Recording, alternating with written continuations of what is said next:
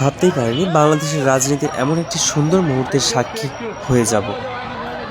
জনাব তারেক রহমান বগুড়া থেকে রংপুরের উদ্দেশ্যে রওনা হয়েছিল।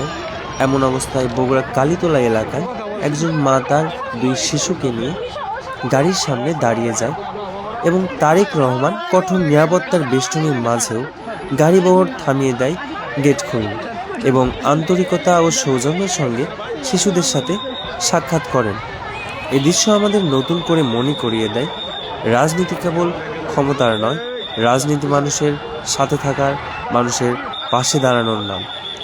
দেশের সরকার আগামীতে যে আসুক না কেন, আমাদের প্রত্যাশা এমনই থাকবে, রাষ্ট্র পরিচালনায় মানবিকতা থাকুক, নেতৃত্বের থাকুক সাধারণ মানুষের সঙ্গে মিশে থাকার মানসিকতা।